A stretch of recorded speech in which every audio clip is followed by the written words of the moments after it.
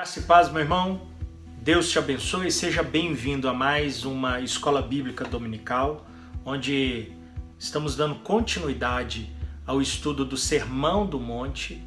E hoje nós vamos falar dois assuntos bastante importantes. O primeiro deles é falar a respeito, como o texto fala, do homicídio. O que a Bíblia está falando a respeito disso, principalmente dentro do Sermão do Monte. Segunda coisa muito polêmica que nós vamos estar falando hoje, aprendendo um pouco dentro da Palavra de Deus, é a respeito do adultério e do divórcio, tá bom? Então, fica conectado, fica ligadinho, pega um lápis, pega um papel, faz algumas observações. Qualquer dúvida você pode mandar para mim, tá bom? Mas eu gostaria de chamar a sua atenção para esse assunto que vamos estar falando, estudando hoje, um assunto bastante importante.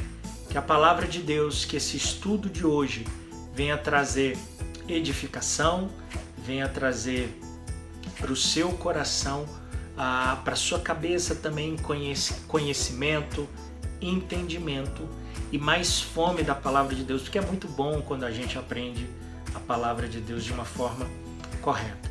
Queria convidar você a abrir a sua Bíblia no livro de Mateus, capítulo 5, a partir do versículo 21.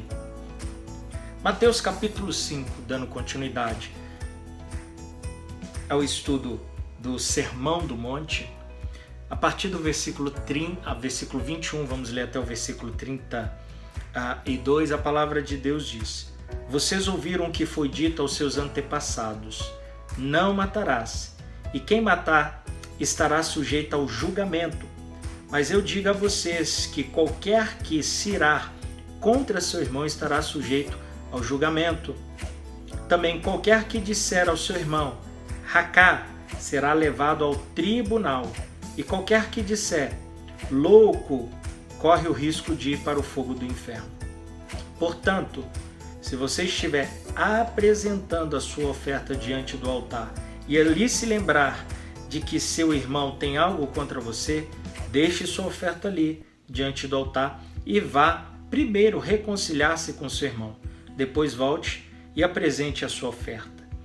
Entre em acordo depressa com seu adversário que pretende levá-lo ao tribunal. Faça isso enquanto ainda estiver com ele a caminho, pois caso contrário ele poderá entregá-lo ao juiz e o juiz ao guarda, e você poderá ser julgado na prisão. Eu garanto que você não sairá de lá enquanto não pagar o último centavo. Vocês ouviram o que foi dito: não adulterarás. Mas eu digo, qualquer que olhar para uma mulher e desejá-la, já cometeu adultério com ela no seu coração. Se o seu olho direito o fizer pecar, arranque e lance-o fora. É melhor perder uma parte do seu corpo do que ser todo ele lançado no inferno. E se a sua mão direita o fizer pecar, corte-a e lance-a fora. É melhor perder uma parte do seu corpo do que ir todo ele para o inferno. Versículo 31 vai falar a respeito do divórcio. Foi dito: aquele que se divorciar de sua mulher deverá dar-lhe certidão de divórcio. Mas eu te digo que todo aquele que se divorciar de sua mulher, exceto por imoralidade sexual, faz que ela se torne adúltera, e que se casar com uma mulher divorciada estará cometendo adultério. Quem se casar com uma mulher divorciada. Vamos falar então um pouco a respeito daquilo que Deus tem preparado para mim e para você nessa manhã de domingo, tá bom? Jesus, ele selecionou leis importantes no Antigo Testamento e as interpretou para o povo à luz da vida nova que veio oferecer. Ele fez uma alteração fundamental. No entanto, mudar o padrão de Deus tratou das atitudes e intenções do coração, não apenas das ações aparentes. Os fariseus diziam que a justiça insistia em realizar determinadas ações. Jesus disse que o centro da justiça são as atitudes do coração. O mesmo se aplica ao pecado. Os fariseus eles tinham uma lista de ações exteriores consideradas pecado, mas Jesus explicou que o pecado provém das atitudes do coração. A ira sem motivo é homicídio no coração. A lasciva é adultério no coração. A pessoa que afirma viver segundo o Sermão do Monte talvez não perceba que é mais difícil seguir esses preceitos do que os 10 mandamentos. O contexto do versículo 22, que nós acabamos de ler aqui também, nos chama a atenção para a compreensão do que Jesus estava ensinando no Sermão do Monte, principalmente no que diz respeito sobre o homicídio e divórcio, na qual vamos falar hoje aqui na nossa escola bíblica dominical. Mas partindo do princípio do versículo 22, do ensinamento de Jesus, quando ele começa a discorrer do tema, podemos dizer que esse versículo é a chave para a boa compreensão de tudo aquilo que Jesus estava querendo ensinar com o Sermão do Monte. Observe aqui no texto a expressão "mas lhe digo". Essa expressão "mas lhe digo" é repetida com ênfase nessa parte do sermão, no versículo 22, no versículo 28, 32, versículo 34, 39 e 44, onde Jesus, com a sua autoridade, ele vai apresentar suas antíteses às interpretações tradicionais da lei de Moisés. E não só própria lei, as antíteses de Jesus, conforme podemos observar no texto, eles vão corrigir uma leitura mais simplista e literalista da lei, concentrando-se nas suas intenções mais profundas, como podemos ver nesse primeiro exemplo sobre o mandamento "não matarás". O que Jesus está contradizendo não é propriamente as escrituras, mas a tradição. Não é a palavra de Deus que ele está contradizendo, que os judeus tinham lido, mas a instrução oral dos homens que haviam sido dada e ensinada aos antigos e que seus mestres continuavam a ensinar nas sinagogas, que passava de geração em geração. Meus irmãos, eu gostaria de ressaltar que isso que estamos vendo, ouvindo e aprendendo hoje serve como alerta para também nos dias de hoje, não sendo diferente do que estamos vendo ou ouvindo em várias igrejas. Eu queria fazer uma breve observação quanto às mais diversas lives que estão acontecendo na internet, Instagram, Facebook e várias outras. Tem sido um canal, eu reconheço que tem sido um canal de muita bênção na vida de muitas pessoas para poder ouvir e aprender a palavra de Deus, propagar o Evangelho, aqueles que não conhecem. Mas como estamos estudando hoje, eu quero trazer sua atenção. Pode ser também um canal de má intencionalidade para poder propagar a heresia que vem misturada com o evangelho do triunfalismo, ou mais conhecida por alguns como teologia coach. O que é a teologia coach? O que ela faz? Ela vai pegar o homem e colocar no centro de todas as coisas, principalmente pela situação que nós estamos vivendo de confinamento nesse momento. As pessoas passando por dificuldade, problema, precisando de um entusiasmo. Esse evangelho coach diz que você pode todas as coisas baseado em suas escolhas e vontades propriamente ditas, colocando Jesus sempre em segundo plano. Se observarmos e comparar o que falamos no início, aquilo que os mestres da lei estavam ensinando e que Jesus propriamente estava ensinando, há uma grande divergência com a palavra de Deus. Segundo essa tradição, os 10 mandamentos haviam se transformado num conjunto complexo de 248 mandamentos e 300 365 proibições é muita coisa. O que os fariseus faziam era por trás do aparente zelo pela lei de Deus, tornar os mandamentos menos exigentes e facilitar a sua obediência, restringir o seu significado e ampliando as brechas de suas concessões que tinham. O que Jesus faz nesse ensinamento é inverter as duas tendências. Insiste em que sejam aceitas todas as implicações dos mandamentos de Deus sem a imposição de qualquer limite artificial, enquanto que os limites que Deus estabeleceu, as suas concessões, também devem ser aceitas e não arbitrariamente ampliadas. O versículo 22, ele nos chama a atenção também para a palavra raká, tolo, dependendo da versão que você tem na sua Bíblia. Bem, se você observar o texto, vai ver que pensamentos de ódio e palavras de insulto nem sempre vão levar ao homicídio, mas diante de Deus equivale ao homicídio.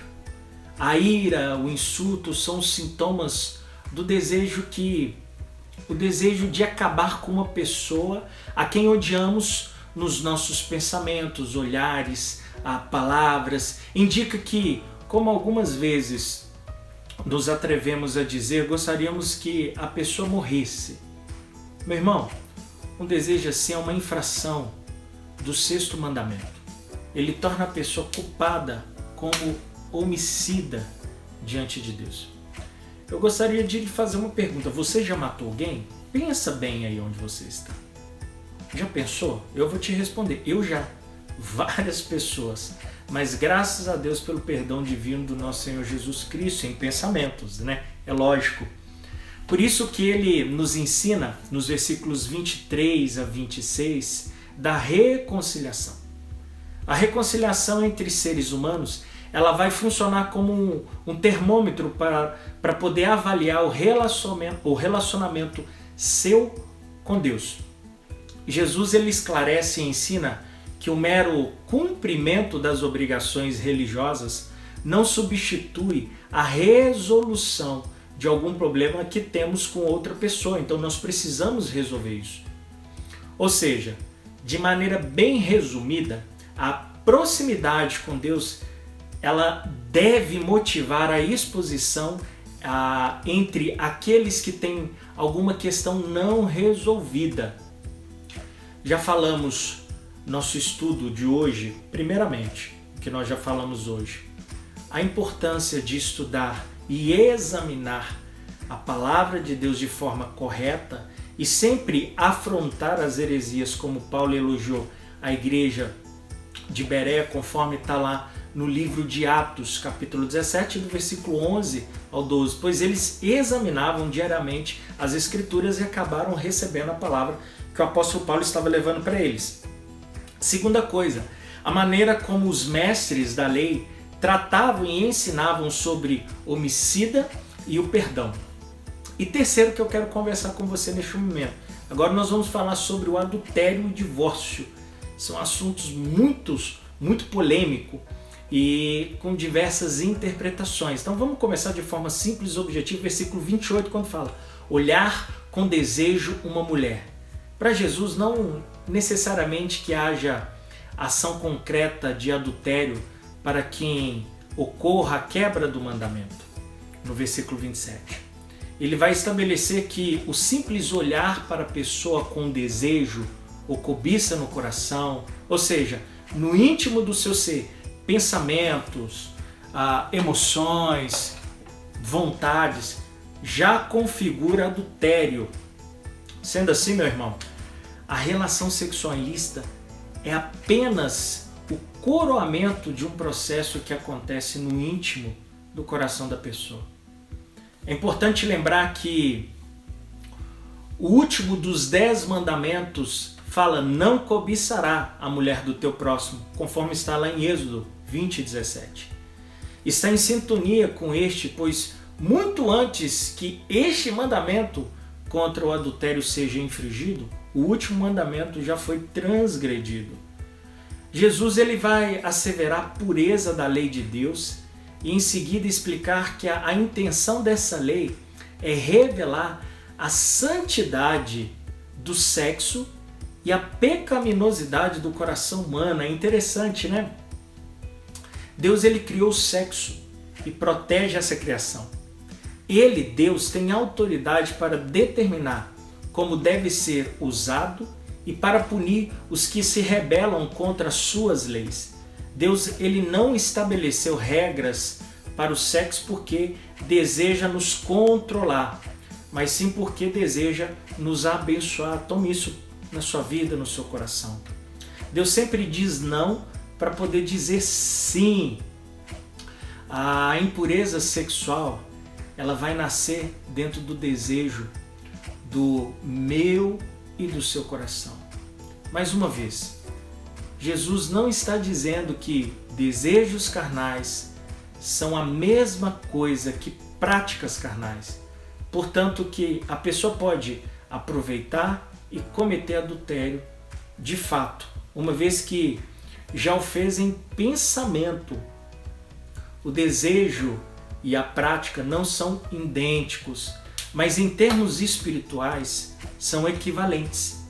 O olhar que Jesus menciona aqui no texto não é apenas casual ou de relance. Antes é um olhar fixo, demorado, com propósito, e ele é lascivo. É possível um homem ele olhar sim de relance para uma mulher, constatar que ela é linda, sua beleza, mas não ter pensamentos carnais depois disso. O homem que Jesus descreve aqui no texto, ele vai olhar para uma mulher, ele está se comparando, é aquele homem que olha para uma mulher com o propósito de alimentar os seus apetites sexuais interiores como se fosse um substituto para o ato sexual em si. Não é uma situação acidental, mas é um ato planejado.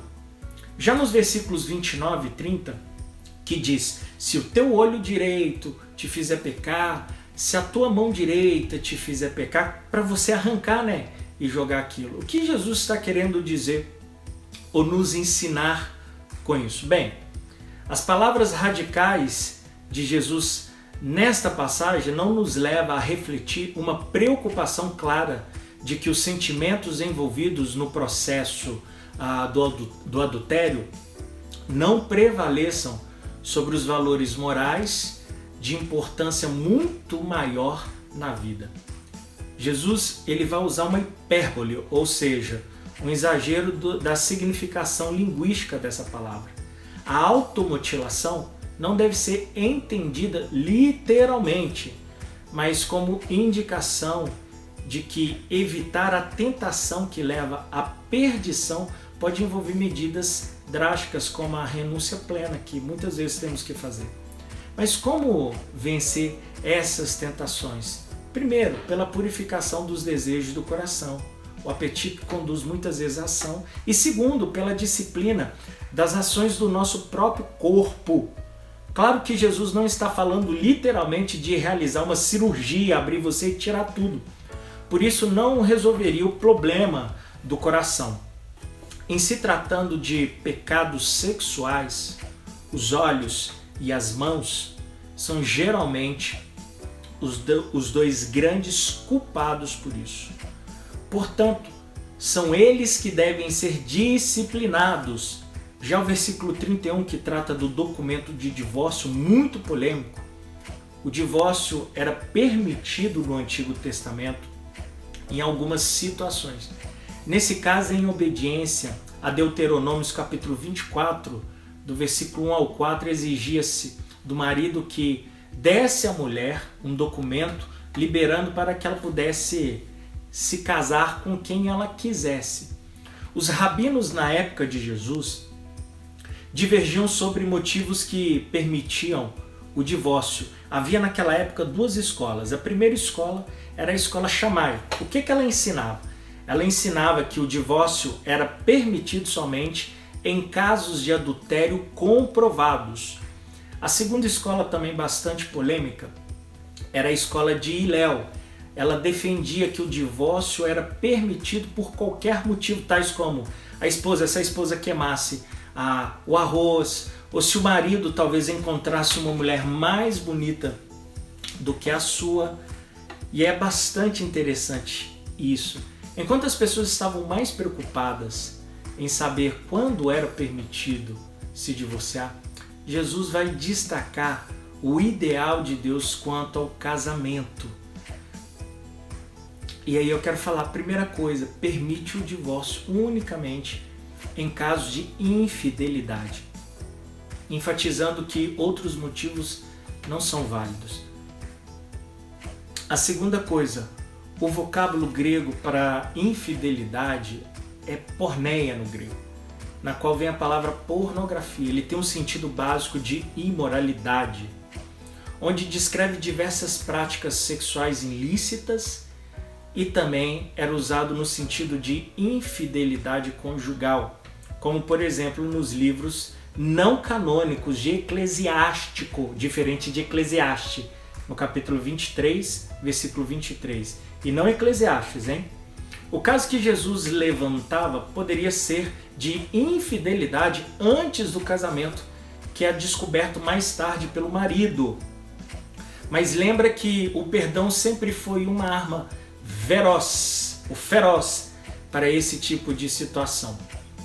Quanto ao versículo 32 do nosso estudo, o divorciar-se da esposa por motivos fúteis significava sujeitar ao adultério não só sua ex-mulher, como também aquele que se casava com ela. Lá em Mateus 19:9, Jesus acrescenta que o homem que se divorciar por outros motivos que não a infidelidade, como já vimos, e se casar de novo também comete adultério. O livro de Mateus ele vai falar de uma forma melhor do que propriamente aqui no Sermão do Monte. Então é necessário, porém, lembrar que, primeiro, Jesus nessas duas passagens, aqui que nós acabamos de falar, lá em Mateus capítulo 19, do versículo 1 ao 12, não esgota o assunto do divórcio e também do novo casamento. E segundo, Jesus de maneira alguma ordena ou autoriza os seus discípulos a rejeitar os que se encontravam nessa situação longe do ideal de Deus, ou seja, aquelas pessoas que estavam divorciadas. Só queria recapitular com você a respeito do livro de Eclesiástico, que é um livro apócrifo que se encontra em todas as Bíblias católicas, diferente das Bíblias protestantes. Então nós temos aí dois livros. O livro que não é canônico, Eclesiástico, que eu citei o capítulo 23, versículo 23. Depois você pode pegar uma Bíblia católica, uma Bíblia muito boa, a Bíblia de Jerusalém. E nós temos na nossa Bíblia, a Bíblia protestante, o livro de Eclesiastes, tá bom? Eu não vou discorrer muito a respeito desse assunto, mas isso a gente pode deixar para uma outra hora, uma outra escola dominical, falando essa diferença, porque alguns livros fazem parte da Bíblia católica e não estão na Bíblia protestante. Meu irmão, que Deus te abençoe através deste estudo, que este estudo venha trazer clareza para a sua vida. São assuntos bastante polêmicos, tentei falar de uma forma bastante objetiva. Espero que isso venha entrar dentro do seu coração, tá bom? Que Deus te abençoe. Muito obrigado. Ajuda a divulgar esse vídeo, ajuda a propagar mais a nossa escola dominical, tá bom? E aí eu conto com você todo domingo na nossa escola dominical aqui no YouTube, às 10 horas da manhã. Mas antes de finalizar, eu gostaria de fazer uma oração e orar com você que está me assistindo nesse exato momento, tá bom? Deus, eu te louvo pela vida de cada um que está vendo esse vídeo.